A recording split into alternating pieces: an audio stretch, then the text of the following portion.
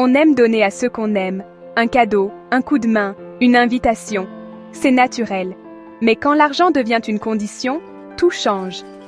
Imaginez, votre budget est serré, mais une partie part chaque mois vers quelqu'un que vous n'avez jamais rencontré. Beaucoup se retrouvent à payer pour un peu d'attention, confondant générosité et sacrifice. Chaque virement devient une preuve d'amour, un espoir de solidifier un lien fragile. Mais c'est comme arroser une fleur en plastique, on donne, mais rien ne pousse. L'amour ne devrait jamais avoir un prix. Pourtant, dans le monde numérique, la frontière est floue.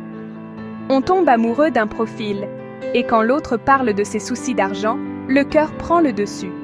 On veut aider, on envoie de l'argent, pensant construire un avenir. Mais souvent, on se retrouve à donner sans jamais recevoir. C'est un amour conditionnel, où chaque mois, il faut payer son ticket d'entrée. Et trop souvent, on se retrouve seul, face à un écran noir.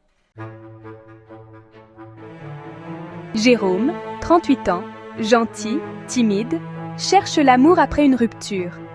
Il s'inscrit sur un site de rencontre et rencontre Alex, à des milliers de kilomètres. Alex est attentionné, leur conversation dure des heures. Jérôme se sent compris. Puis Alex évoque des soucis d'argent, une facture, une réparation. Jérôme propose son aide, envoie 50, puis $100. Rapidement, le virement devient une habitude, attendu chaque mois. Si Jérôme tarde, Alex devient distant.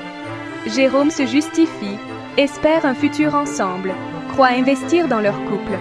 Mais la relation devient une transaction. Jérôme s'isole, économise pour Alex, attend ses messages comme une récompense. Chaque « je t'aime » après un virement le rassure. Il donne tout, mais ne reçoit que des miettes d'affection. Il est devenu le soutien financier d'une illusion d'amour. Dans la situation de Jérôme, on confond vite amour et dépendance. L'amour vrai élève. La dépendance nous tire vers le bas. On accepte tout, juste pour ne pas être seul. Le chantage émotionnel est subtil. Devenir distant si l'argent n'arrive pas, culpabiliser l'autre. Alex faisait comprendre à Jérôme que leur relation dépendait de son aide financière. La peur de la solitude pousse à accepter l'inacceptable. On préfère une relation douloureuse à aucune relation. Mais cette solitude à deux est pire que celle d'être célibataire. L'amour, c'est le partage, pas le sacrifice de soi. Jérôme croyait aimer, mais il était surtout dépendant de l'attention achetée. Il avait peur de perdre cette béquille, même si elle l'empêchait d'avancer. Pourquoi rester dans une relation qui fait souffrir? L'espoir. Jérôme espérait qu'Alex changerait, qu'un jour l'amour serait réciproque. Les souvenirs heureux masquent la réalité. On se raccroche au potentiel, pas à ce qui est. La peur de ne pas mériter mieux enferme dans la relation. Après des déceptions, on croit ne pas mériter un amour sain.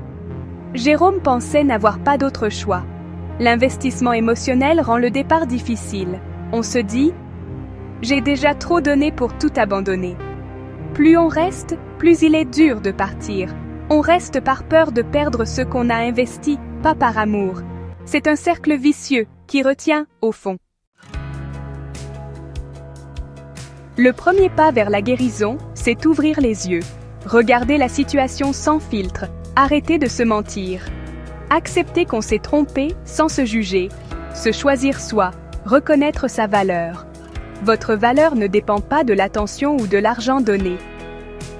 L'amour ne s'achète pas, il se partage. Vous méritez un amour sincère, qui vous donne de l'énergie.